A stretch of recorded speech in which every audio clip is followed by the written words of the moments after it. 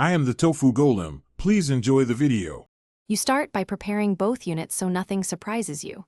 Power on the mixer and audio interface, then check firmware and driver status on your computer. Once done, set channel trims and main outputs to Unity and mute outputs to prevent pops.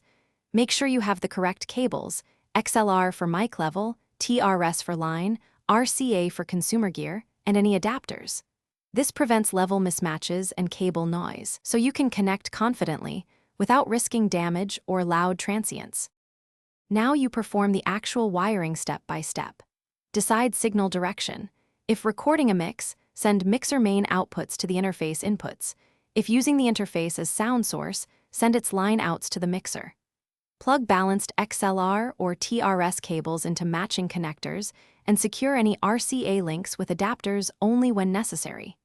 Make sure channel routing on the mixer matches physical jacks and label everything. This helps you troubleshoot routing issues quickly without guessing where a signal went. Finish by setting levels and confirming signal flow so your session is stable.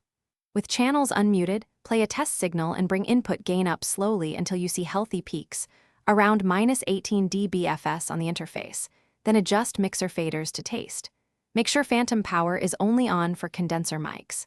Once levels are good, monitor through headphones and speakers, listening for distortion or hum. If you run into trouble, check routing, cable continuity, phantom power, and your DAW or recorder input selection to resolve it quickly. Thanks for watching. Consider subscribing if we helped you today.